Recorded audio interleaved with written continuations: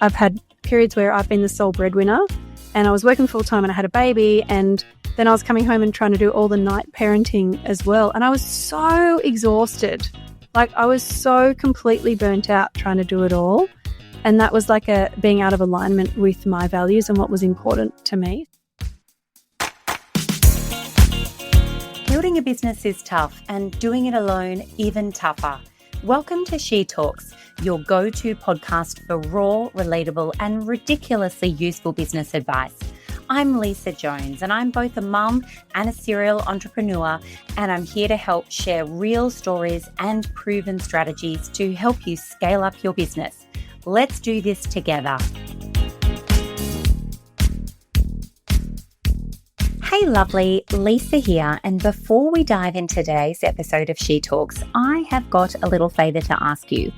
If this podcast has ever made you feel a little bit more confident, a little bit more inspired, or a little less alone in this wild ride of running your own business, then I would love you to leave us a review on Spotify, Apple, or wherever you're listening.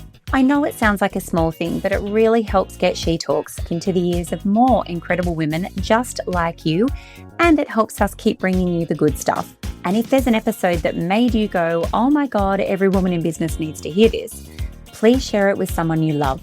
Text it to your business bestie, add it to your stories, or drop the link in a group chat. However you do it, we are so grateful. All right, that's it from me. Let's jump in. How do you scale a business from $2 million to $80 million in 3 years without falling apart? In this episode, I'm joined by the incredible Madeleine Eliza, former Chief Product Officer at TripADeal, leadership mentor, and founder of BhaktiLab.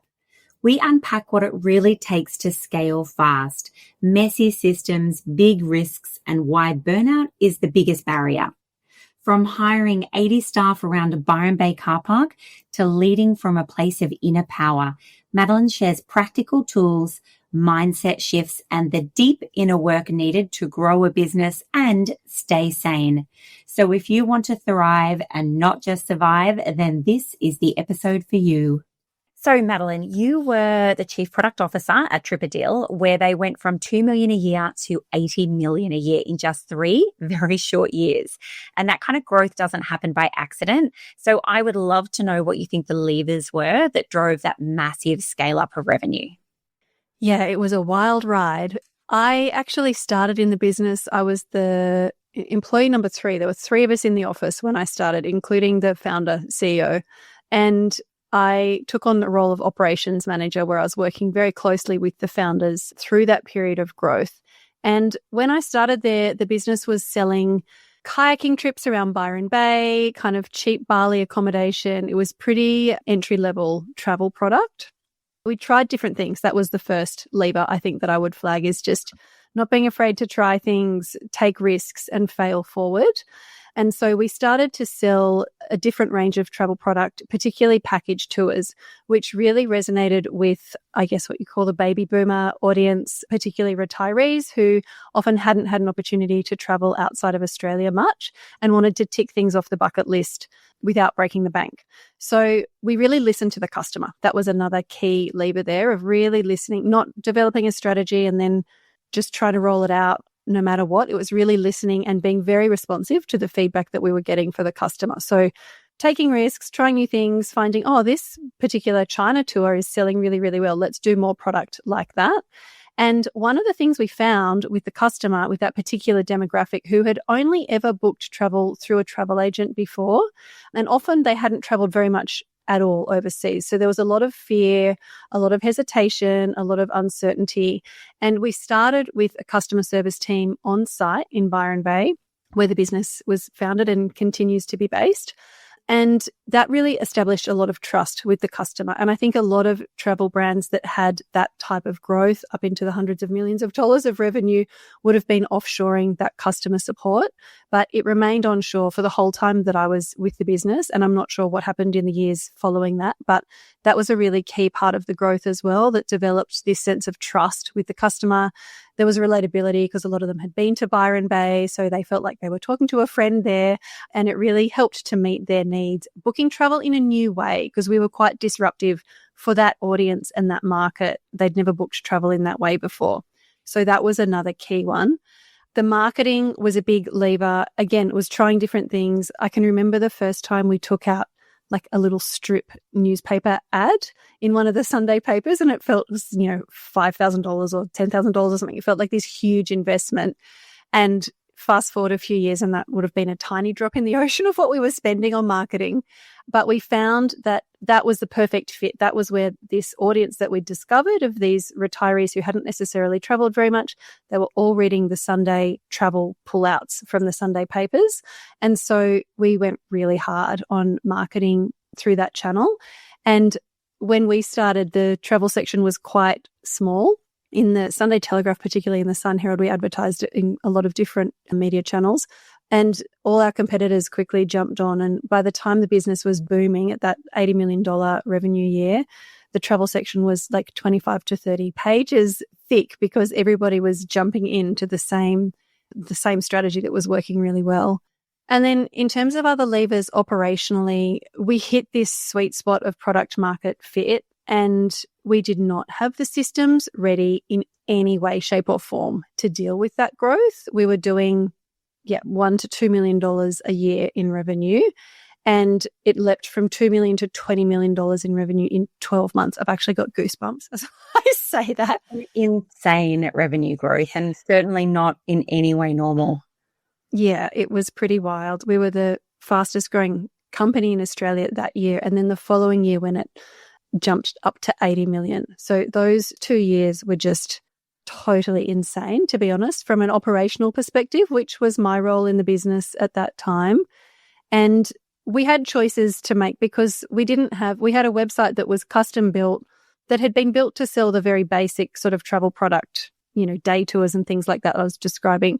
And then because we were listening to the customer and trying these new products, one of the risks that we took actually was listening to the customer saying, hey, I really love this package tour, but I don't want to have to do anything myself. I want you guys to do it, or can you please ticket my flights for me? And so full credit to the founders, who have an incredible appetite for risk. They went, yeah, let's do it. We can figure that out. So we started ticketing flights in-house as well and packaging it all together. And that particular type of product really drove this extraordinary growth. However, the systems that we were selling the product through were not built to ticket complex, multi-component travel products. And so we could have stopped and slowed down and said, oh, this is too risky, something might break, we need to build the software, but that probably would have slowed us down by 18 months. So we just kept going with our slightly dodgy, cobbled together website, and we managed all of the fulfillment off of that system in Google Sheets, basically, is how we did it. And we would have Google Sheets that were 100 columns long for each deal, because we had to get all of the passport. If we had one misspelt letter in a customer's surname, they wouldn't be able to board the flight because it had to match their passport. So it was really critical. And we used to say the only thing worse than ruining someone's holiday is ruining their wedding. So it was really important to get it right. And taking that risk and building the systems offline, like in the back end, very scrappy, cobbled together.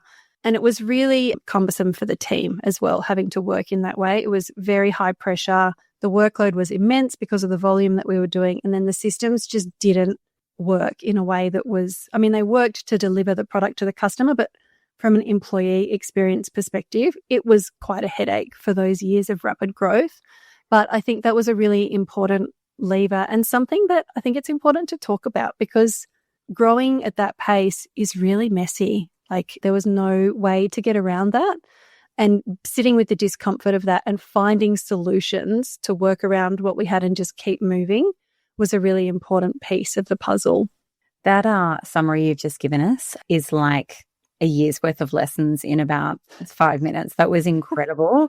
I could unpack it for days, but I think listeners already got so much value out of what you just shared. There's so many lessons there. And I think, I know that part of the journey for you, and not just at TripADeal, but in other roles that you've had, is around managing people, because of course the people bit is always the complex bit. And you're right, like software is important, and lack of software can definitely impact a business's growth. But in that massive imperfect action period of just, fuck it, let's do it, you had to cobblestone whatever you could. But by the same token, the people bit must have been tricky. So tell us, like, in that survival place, what were some of the things that you learned and observed about humanity? People are everything in a business like that. And I really learn a lot about the importance of culture and engagement, because when you're working on systems that are just really hard to use, there was a very high margin for error. It was really easy to make. And we continued to progressively improve the systems that we had to protect everyone, but particularly for the customer support, logistics, fulfillment teams who were working in those spreadsheets. It was not a fun way to go about it. There was so much manual work. There was a high margin for error. It was really easy to make mistakes. It was quite stressful. The volume of work was always way more than anybody felt that they could handle. But we had also, parallel to that, we were all riding this juggernaut, and it was so exciting and it was so exhilarating to be a part of that, despite the kind of chaos and insanity that went with it. And trying to keep the team buoyant became a really big part of my job, managing operations. We actually grew the business in and around a car park in the Byron Bay Industrial Estate, where we had one tiny office to start with 3 of us in it. And then the business grew so quickly, we just kept hiring. We were hiring really fast, a lot of team capacity. We had to increase the capacity really quickly. So we hired a lot of people quite quickly. And you don't always get hiring perfectly right either when you're moving at that pace, but we just often just needed bums on seats. And there's so many different threads I could pull on, but I'll stick with what I started with, and that was the office space. So we took over all these different spaces. I think we had 8 or 9 little office spaces around this central car park. And when I think back on those times, all I remember is walking back and forth around that car park, putting out fires and trying to keep the team buoyant and cohesive and focused on the vision and the opportunity, because it was very easy. The problems were screaming at us all day, every day. So it was very easy to focus on the problems, but maintaining that parallel kind of broader perspective on why we're doing this and how exciting it is to be a part of something like this. I very much doubt I'll ever be a part of rapid business growth to that extent ever again. So it was a pretty unique experience. So yeah, keeping everyone focused on the vision was a really important part of that people management. And then the other thing that happened was, because we were hiring really fast, suddenly we had a flight ticketing team. Suddenly, these new teams were emerging. The business was restructured multiple times. Different, teams were put into place. And there was a bit of a gold rush mentality where we didn't always have perfectly outlined position descriptions or KPIs, because everything was just moving so quickly. And I'm really try to focus on getting those bedrock systems into place now in businesses that I work with. But at the time, it was like the booking system that we were using. If we'd slowed down to go, okay, let's not hire anyone new until we have all of these bases covered, we would have lost our opportunity. So we just kept running. But the experience for the team was quite chaotic, and it was a bit of a land grab, so people could see the opportunity.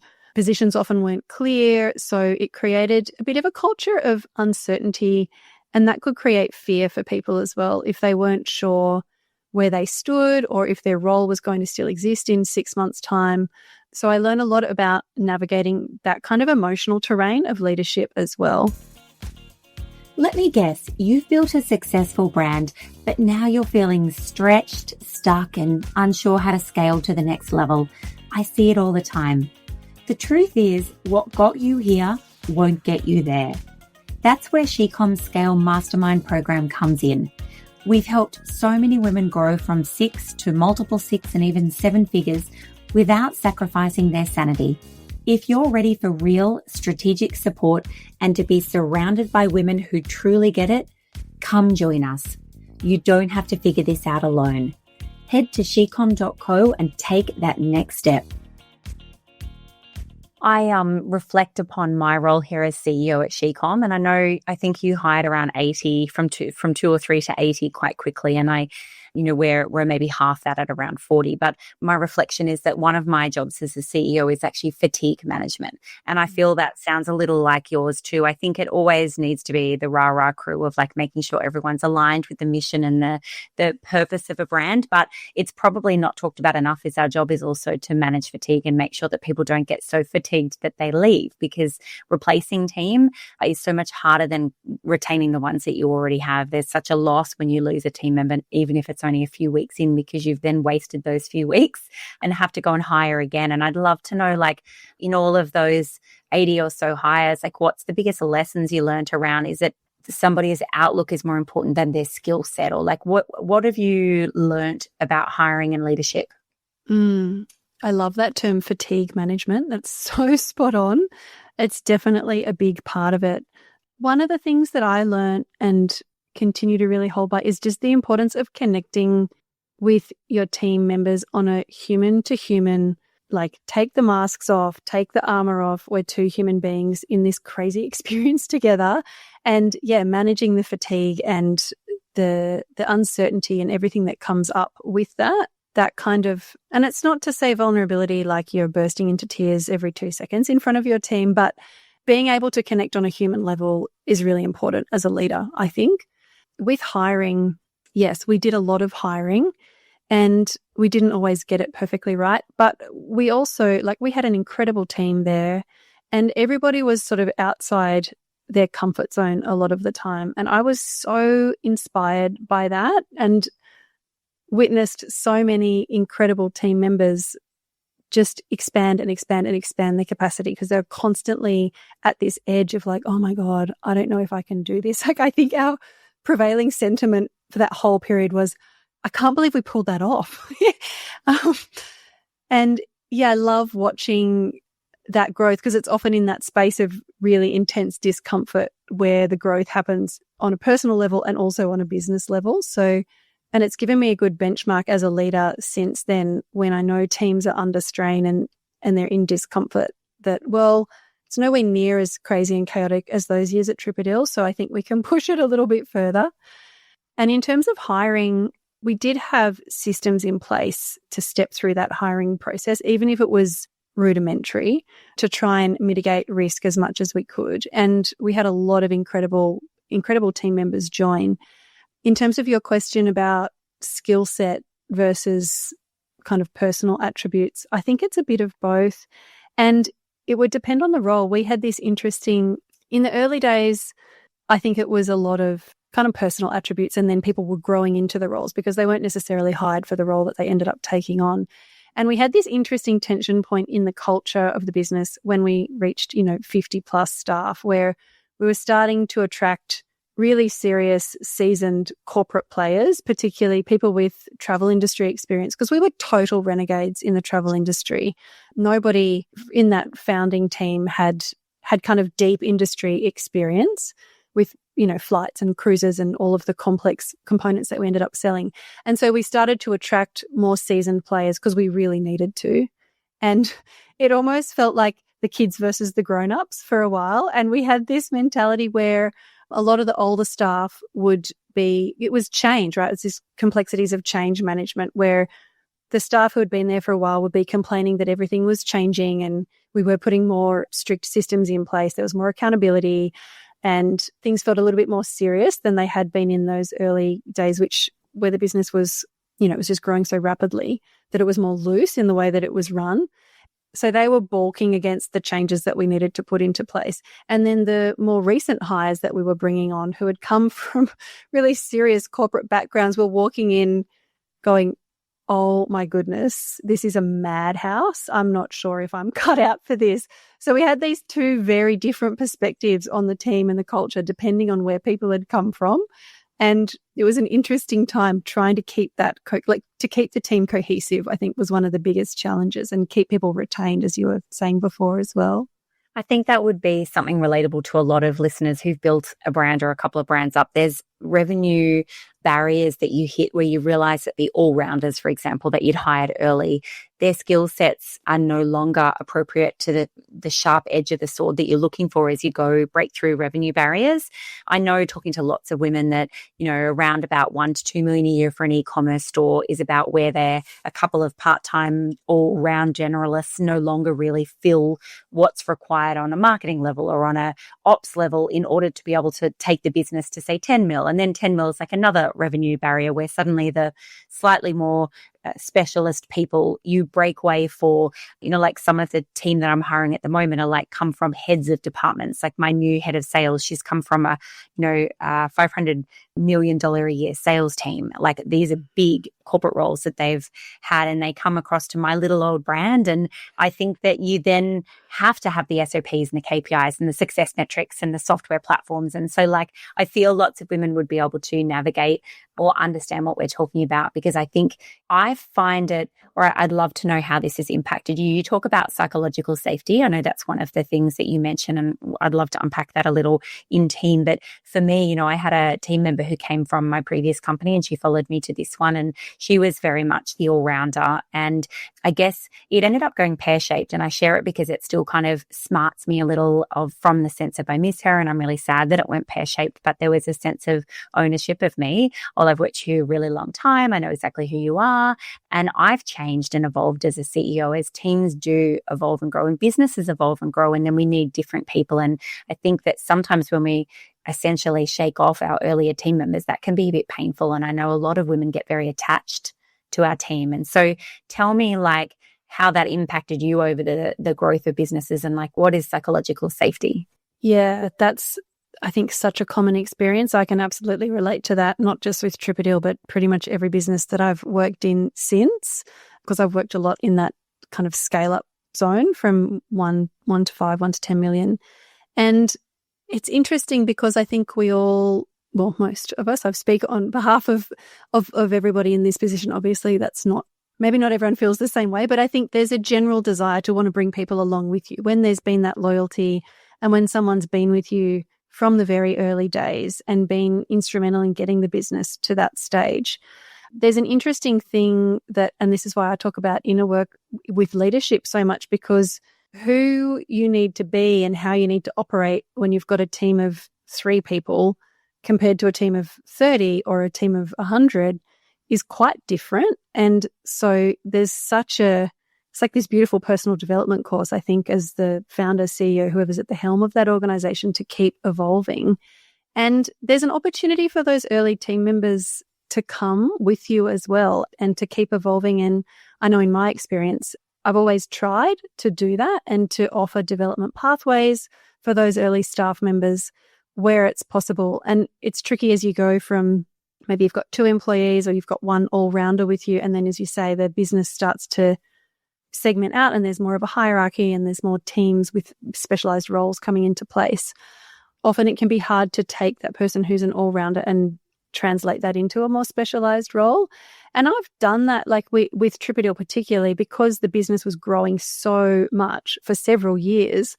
A lot of people's roles, they'd sort of make themselves redundant because we'd hire in team underneath them or around them, and they'd shear off different parts of their role and then move into a different space. So I've always tried to do that. But the thing is that you need for that person who you're inviting to come along with you for the journey, they need to want to do that as well. And not everybody does. I'm in Byron Bay, so we talk about the Byron Bay bubble, and a lot of people are here for lifestyle and they enjoy being with a smaller business where they're wearing a few hats and it's a bit more cruisy. And when you start hitting that scale-up phase where the pressure's on more, and it doesn't always align with the way that they want to live, and that's perfectly fine. It's just can be very painful when you get to that point. So yeah, I guess there's that willingness to change and evolve needs to be there, and also then the capability of whatever role you're, like if you're saying, oh, would you like to step into a more specialized marketing role or whatever it might be. But yeah, I can definitely resonate with that as well. And what is psychological safety? How have you used that in your leadership? Yes, I came across the term psychological safety when I was at TripADeal. And because we had this dynamic where it was a bit of a land grab and we were on shifting sand. Everyone was on shifting sand all the time. You know, you'd know what your position was, and then 6 months later, the business would have evolved again. And it was very hard with the growth to protect against that. It was just the nature of it. And psychological safety is a term that was coined by Harvard Business School professor Amy Edmondson, and it can be defined as felt permission for candor. And there's a study by Google called Project Aristotle, which shows that psychological safety is the number one trait of high-performing teams. It's not about the skill set of those team members. It's not about how much they're paid. It's not about how clear the SOPs and KPIs are. It's actually about how safe is it for these team members to be candid with each other. And this is things like asking questions, voicing concerns, raising criticism if they didn't agree with the strategy, having the space for really robust conversations as a team. These are the kind of things that are hallmarks of psychological safety. And I think as a leader, one of the most impactful things that you can do is to cultivate the ability to have hard conversations promptly when they need to be had. And that's something I say to every team that I work with, because I've come from that environment where people were often on tenterhooks and feeling unsafe. And when you're in that state, like from a nervous system perspective, it's really hard to focus on the work that needs to be done, because you've got this survival, I'm not sure if I'm safe, I'm not sure if my work is up to scratch, I'm not sure if I'm doing the right thing. So if we can embed psychological safety, then it just removes that layer and people can just focus on the work that needs to be done. So I will always say to teams, look, if there's a problem or something that needs to be addressed, I will address it with you. Like, you don't need to sit and worry and wonder. And I find that that just can create a lot more trust and settle people's nervous systems enough that they can get on with the work that needs to be done. What if 60 minutes could change your business? You don't need another course or another free downloadable PDF. You need actual revenue-generating moves that work right now in e-commerce brands in 2025. And that's exactly what a Quick Wins call with SheCom is all about. In just 1 hour, our expert coaching team will deep dive into your brand, your numbers, your marketing, your sales, and pinpoint the exact tweaks that can unlock more profit, more sales, and more ease as you grow. So are you ready for some quick wins in your business? Book your call now at shecom.co, because the faster you take action, the faster you grow your revenues. It's fascinating, isn't it? I think there's a lot of workplaces that perhaps operate on a bit of an old model of competitiveness and judgmentalness, or like an inability to show weakness, for example, or I don't know what I'm doing, I can't tell anyone. And I think we have the opposite. And it sounds like that's the same approach you have. Like, nobody can ever ask a question that says there's no such thing as a silly question. You need to feel safe, I think, to express. Even today, I had a team member ask me for a pay rise, and she said she nearly sent the email like for the last few weeks every day, but for some reason held back on it. And it's true, she's due for a pay rise. So I'm like, okay, let's look at this. I think giving them permission to feel safe to express how they feel is so important in a business. Let's talk a little bit more then to the scale-up stage. So beyond TripADeal, you've been a right-hand woman to quite a few entrepreneurs scaling up. I know you were at Seed and Sprout for a while, and there are others. And I'd love to know, like, what are some of the common internal challenges you see face women as they're scaling brands, and like what kind of inner work might help them through those challenges? If we look at the startup phase versus the scale-up phase, I think there's different challenges, often in those very early stages where it's just solopreneuring it through. Often the challenges are around clarity of vision and direction, knowing where to start, and having the self-belief and being comfortable with being visible. That's some of the challenges that I've seen in women that I've worked with. And then in the scale-up phase, where you've reached some level of product market fit and things are going really well, it's a whole different set of challenges again. A lot of it is around people and systems, the things that we touched on earlier with people around, your all-rounders evolving or not evolving with the business and needing to look at, okay, how do I need to structure my team to grow? Often there's cash flow challenges. So knowing when to hire and who to hire and having that resource plan clearly laid out, that can be tricky sometimes to manage. complexity in the systems, often what got you to $1 million will not get you to 10. And there's decisions that need to be made and often some mess that needs to be cleaned up with the way that the tech stack has been set up and the way that the different systems sort of are problems of complexity that start to come into play. And that can lead to a lot of overwhelm. I've noticed certainly in my experience and people that I've worked with. And the other challenges can come from having too many opportunities. I think when you're scaling and there's a number of different growth pathways and different strategies that you can look at, I see that complexity play out not just in the systems, but also in the strategic piece where often there's inbound opportunities coming in and founders and CEOs can get into a space where you're almost responding to what's coming in rather than starting from a blank slate and going, okay, what actually works for this business? And focus can be a real challenge with that as well when we're trying to spin 400 different plates and like take a bite of all these exciting pies that are in front of us. And we don't necessarily have the team in place to support all of that growth. It can be a little bit overwhelming in that space as well. And the other piece, I think, in that scale up phase, as you start to hire more team that I see women really grappling with is having to let go of control as you make yourself redundant from different jobs that you used to be right in the tools, on the details across everything. And you just can't keep doing that as the business grows. So there's a bit of a process in hiring as was always central to this. But yeah, building that trust and learning to evolve your self-concept of yourself as a leader. Like, I can't keep doing all of these things if I want to take my business to where it needs to go. So yeah, a need to let go of control there, which can create anxiety as well. And I think inner work, I talk about it a lot. I think because my experience was particularly working in quite male-dominated environments and finding my power and my voice as a female leader in that space. But I think it's relevant whether or not you're working with men. But for women, I think we're kind of often programmed to be very affiliative, to make sure that everyone else is okay, make sure everyone's happy. We don't want to upset everyone. We can put off having the hard conversations because it's uncomfortable, especially if you're in that scale up phase and you haven't managed a larger sized team before. That can be tricky as well. Cultivating the communication skills and the emotional intelligence that you need to lead a bigger team. And I think inner work can support with this, that's a huge bracket to discuss in one piece, but energy management, learning to control the mind, which can run riot when you're in that space as well. There's a whole lot of different pieces that can support with, but it's really about keeping yourself resourced and grounded as a leader so that you can continue to steer your business forward in the direction where you want it to go.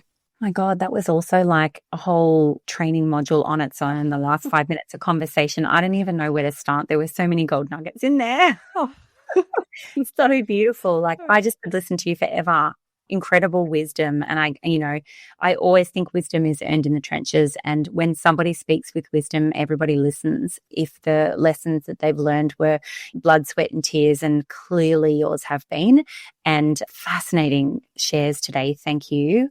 I want to talk a little bit about the BhaktiLab because I know you have, helped quite a number of brands to grow and very much as the head of operations or head of product. And there are incredible jobs that continue for you right now, but you've also, I guess, carved a really special place in your life for this business that you're launching of your own. And I really want to understand for listeners right now, selfishly, I'm going to ask for it for me because I need to support me as a CEO. Like, it's a lot. And I know all women can relate to this. You said it all. It's like you're either a control freak or, a micromanager, or you are running around putting out fires all the time and can't work on your business, or you're everything to everyone being the nurturer because you're so used to, as you mentioned, in masculine environments, always being everybody's answer. I mean, everyone in my life relies on me to solve everyone's problems. That's how it feels to me. And so being able to come at that from a place where we're then going, well, what about me? Mm-hmm. Like, who looks after me? And I would honestly say nobody really looks after me. It's my job to look after me. And sure, that's such an adult way of putting it. But most of us are too tired too broken to actively work on ourselves or even remember to. Like, I can't tell you, I've had a gym membership. It's March. I've had a gym membership since like early December, meaning to go 2 to 3 times a week to a weights class I freaking love. I reckon I've been maybe 3 times, and it's so ridiculous. Every week I'm like, next week, this week is another, I'm in flat survival mode. And I recognize that isn't teaching my daughter the right thing. It's not healing and looking after my body. And it doesn't really make me a great CEO because I'm constantly giving to everyone else, but I could be a better CEO if I was stronger myself. So setting the context and maybe speaking on behalf of the listeners of the podcast right now, like, tell us, can you help me? Help me, Madeleine. Thank you, Lisa. I think there's such common experiences, everything that you've just described, I absolutely resonate with. And I'm interested in the concept of feminine leadership because I think a lot of us have grown up with this model that we have to be the good girl and we have to keep everyone happy and we have to look after everyone else and we can't take up too much space because that would be unsafe. It's like this ancestral, like multi-generational programming where 500 years ago, if you took up space and you're a bit bolshy and progressive, you might have been burnt at the stake. But nobody's going to burn you no one's going to come and knock on your door and burn you at the stake right now. If you're in the Western, I know there's some places in the world where there's not such a degree of safety. But I think for the listeners of this podcast, certainly it's safe for us to take up space, and it's actually safe for us to take care of ourselves and to fill our own cups, because this idea that we have to be of service to everyone else in order to be of value, I know for myself, I've spent a lot of time running in that mode as well. And I just keep tripping over my own feet because I can't sustain the energy that it requires to do that. So I've been on this path, parallel to the work that I've been doing, which is mostly operational leadership work, this path of personal development, because doing that leadership work forces you onto this path because you have to keep up leveling. But looking at, well, how do I actually take responsibility for my own energy? And if I want to perform highly, what does that mean? And what do I need to do to be able to support myself to do that? And not just in my business, but also for my family and the people that I love and care about. There's some saying, I can't remember who said it, but that women of our generation are doing all the work that our grandmothers did at home, plus all the work that our grandfathers did in the workforce. And I think that just the sheer workload of what we're carrying is a big factor there. I feel tired when you just say that out loud. Very true though, isn't it? Yeah. When you actually look at it, last night, I got to like 10 o'clock and went, I don't think I've stopped for like 48 hours. Like no moment of like, it's just that work, kids, constant moving and busyness. And I think when we can carve out space to fill our own cups and to fill ourselves, then we're so much more resourced to support the other people in our lives. So with my business, BhaktiLab, it's kind of grown from that space because I wanted to be able to keep offering. Well, first of all, I'm a mum, like in terms of where this has come from. I've got 2 children. I'm actually a single mum, and I couldn't keep working, for example, in the way that I was in those TripADeal days when I would work, 50, 60, 70-hour weeks. Like I just can't do that at this stage of my life. And I'm interested in setting up new ways of working for myself and also supporting other women to do that as well. Like how can we, if you're smart and ambitious and you want to pursue a career, but you also care about your family and want to be there for your kids as well, like how do we try and balance all of that? It's the eternal question, isn't it? But this business was growing from my desire to keep doing the work that I love to do, helping businesses. So I work with startups who are in that early stage of really getting clear on the strategy and putting the building blocks into place to grow. And then also with scale-ups, which I really love being in this space of coming in and kind of diagnosing the issues and prioritizing the pieces that need to be bitten off in order for the business to grow. And then I also do kind of personal development work, leadership, mentoring for women, because so often if you want to grow your business, like say you're doing $1 million and you want to get to $10 million, it's not just about the strategy, it's actually about you as a leader as well. And how can you support yourself? Because if you're not supporting yourself, then my experience was I spent a long time not supporting myself properly. And I felt like I just kept collapsing on myself, and I would cycle through burnout, collapse, which is a very typical nervous system pattern that I know a lot of people struggle with. So yeah, I'm interested in bringing in and having this be more of part of the conversation. You know, we hear about leadership and the principles of good leadership, and it's all very valid. But I think this self-leadership, self-regulation, communication skills, all of these kind of softer skills are so important as well. And they're not offered or talked about anywhere near as much as they should be. So can you give us some examples? So like for myself, and I know I represent a lot of listeners today, like I am wrecked, and I think I 100% agree with you. I feel like businesses often are a reflection of the emotional world of the founder. And you know, I've witnessed it over and over and over again. And I think, therefore, we have an obligation to our businesses to be the best versions of ourselves, because the business will flourish when we flourish. That I most definitely believe that to be true. So what does it look like for me? I know you have different modalities of teaching or supporting founders. Like obviously there's the more practical side of how you might be able to help them, but you talked in particularly about personal development.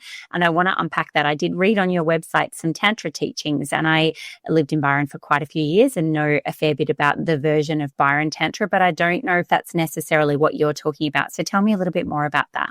Yeah, thank you. That's Tantra is something that's so often misunderstood. I think people hear that word and think it's all about sexuality. And I kind of came into this path. So in terms of inner work and the different modalities, definitely nervous system work for the picture that you've just described of just feeling fried and being in that burnout phase, where so I get into that phase as well. I think we all do. Having a sense of literacy around your own nervous system is key. But to answer your question about Tantra specifically, so I came to this again through being in these very male-dominated environments. Before TripADeal, I worked at Groupon in its heyday in Sydney, where half the floor was really macho, like young male business development managers. They had a gong that they would gong every time they closed a deal. Like, there was a lot of yahooing and that kind of thing. And I think because of the way our society has evolved, the language of power often is still masculine in our workplaces. And from my experience and what's led me down this path, when I was in a C-level role on a team with men who were all pretty like alpha masculine types and mostly 15 to 20 years older than me, I felt like I had to adopt this same language of power because that was like what we'd agreed was the language, you know, that was the status quo. But it never felt authentic, had massive imposter syndrome, which I think is another thing I see a lot with female leaders. I'm sure listeners can probably relate to. And it was like putting on a suit of armor, but I wasn't actually empowered in my own body because I was still pouring all my energy out, trying to be everything to everyone, trying to people please, you know, all of these kind of patterns of, I know men have these patterns as well, but I feel like it's more commonly seen in women, those kind of patterns of just, pouring your energy out towards other people and not being able to hold it within yourself. And so I was drawn to Tantra for that reason, because it's a really embodied spiritual practice. So Tantra goes back thousands of years. It's a very diffuse spiritual tradition. It's closely tied to yoga and Ayurveda. They're three sister sciences. And there's lots of different streams and branches, kind of like a river that flows, and there's all these different perspectives on it. I studied classical Tantra, where we were taught that the sacred sexuality teachings, which everybody associates, you know, it's all about the Kama Sutra or whatever, that's actually only 5% of Tantra, like the Tantric text and the Tantric teachings. But because it was introduced to the West by Osho in the 70s, most of what we know as Tantra, and especially the Byron Bay version of Tantra, which is very much focused on the sexuality piece, this was kind of brought in by Osho. This is what his teachings focused on. And so we have quite a skewed perspective in the West on what Tantra actually means. I love it because it's a philosophy of non-dualism. So it's not about the separate self, me, and then God as this all-seeing, all-wise being. It's the divine, like I'm part of the divine. We're all part of this flow of divine energy. And it's a process of really kind of removing the layers and the blocks within the physical body and within the self in order to connect to the divine. And that is relevant to the sacred sexuality teachings, but it's relevant as a personal practice as well. And I really love the teachings of Tantra because it's a really powerful system for energetic mastery. We work a lot with Kundalini energy, which is the life force energy in these teachings. It's conceived of as being like a serpent coiled at the base of the spine. And so there's different practices with breath work and movement, and there's these parallels with yoga as well of really activating and harnessing your own energetic potential within your own body. And it's actually got nothing to do with interacting with anyone else in any way. So the teachings that I draw on and that I'm passionate about sharing with other women and especially other female leaders is about unlocking the power inside your own body so that you can keep your cup full and go out and build the business that you want to build and do the things that you want to do. That's so fascinating. And you're right. I've always associated the concept of Tantra with very much the bar and sex parties. So it's wonderful to hear you explain it so eloquently. And I think, you're talking about the Kundalini energy and holding it in our bodies. And I instantly just feel empty and exhausted and burnt out inside. And I think that definitely putting it out there into the world, that could be a piece of work I'd love to do with you, because I feel that for a lot of women, I don't know, I hung off every word you just said, and it feels foreign and far away from something I could tap into right now. But I believe, or I agree completely, that it's foundational for me to be a better leader to my team if I can find my own energy source. I suppose that's what I heard from you, is like finding your own energy source from within and balancing my own happiness. I suppose on a tiny, tiny little level, I tapped into this a little recently. I got a tattoo on my arm and it's a circle, just the tiniest fine line tattoo of like a completely round circle. And that was me acknowledging that I'm whole and I don't need anybody else in order to survive. Because I think as moms, we think, something happened to my husband or my children or my parents, or I feel like that was my acknowledgement that I am a whole and perfect and pure being on my own. I don't actually need anyone or anything else in order to be whole and pure.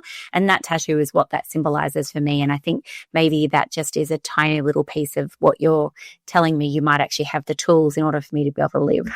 Yeah, that's beautiful. That's such a potent symbol. And I think so many people would relate to that as well, that there's actually this concept in the teachings called the Hollow Queen, which is this kind of distorted, because a lot of the teachings in Tantra are about polarity. So this Shiva and Shakti energy, which obviously plays out in male-female relations, but it's also within the self. Like we each have these different energetics. And one of the traits of distorted feminine energy is this sense of emptiness and wanting to fill ourselves up with everything from the outside. Food, shopping, night out, alcohol, right? Yeah, totally. And there's parallels with the nervous system as well, because I know when you're in a state of fight or flight, like I don't know how many times I got home from a long day at work and just like poured a glass of wine just to take the edge off, like the first thing I do when I get home is like, oh my God, I need a glass of wine right now because I'm so wired. I can't actually regulate myself. But it's these like external artificial methods of regulating and filling ourselves up when we've kind of got everything we need internally with our own energy, but we're just not taught how to use it properly. Yes, I completely agree. And I could talk about this with you all day, but we're running out of time. So I'd love to ask you, I think this, we've talked heavily about this do-it-all method that women approach being a female founder with. It does lead straight into burnout. What's the quickest way, or what's a way that you could give women to learn something from the podcast today around perhaps balancing that for themselves? Yeah, there are stats that show that burnout disproportionately affects women, particularly since COVID, I think, when home and work life just collided in a way that it hadn't before. I think there's really positive change happening with particularly perimenopause is something that 10 years ago, I don't think I'd ever heard the term, I knew about menopause, but I'd never heard about perimenopause. And now that feels like a really big topic area where we're aware when we enter this phase of our lives, there's things that we can do to take better care of ourselves and our hormonal and bodily health. Women are cyclical beings in a way that men are not, and our system is built around masculine energy patterns and doesn't necessarily allow for our monthly cycles if we're menstruating, certainly not I remember when I was pregnant with my daughter and I was determined to white knuckle through to 38 weeks. And in the last month, I just kept getting sick. Like every week I would have to take a day off at least because I just kept getting like a little cold or something would go wrong. It was just my body going, you actually can't keep going in the same way that you were before. So I think finding ways to honor our own cycles, whether they're monthly or, those bigger changes like menopause, like pregnancy and birth, finding ways to, a lot of the self-work and the inner work and the self-care, to use a very overused term, we can set intentions to do it, but sometimes there's a layer underneath of like self-reverence or believing that we're deserving of that, or that, it's okay for us to do that. So sometimes there can be work to do. I'm very good at making lists of things that I need to do, but if I haven't done the foundational pieces under that make it actually feasible, then, I don't end up doing it. So sometimes it's about really knowing our own value. And I think that comes in, I was reading a study from WGEA, the Workplace Gender Equality Agency, around salary negotiations in the workplace on the topic of the gender pay gap. And actually, more women than men ask for a salary review or ask to negotiate salary, but we don't ask for as much. So we're less likely to be satisfied with the outcome, and we end up getting paid less than men in the same role by most reporting methods. And I find that so interesting because it really speaks to this. It's a bit of a provocative idea, but it's around like self-responsibility. Like I was saying before, there's actually space available for us to take up, but we have to do it. Like nobody's going to come in and do it for you. It's about kind of cultivating this self-reverence, which again, Tantra helps with because it's all about, the self as a vehicle of the divine.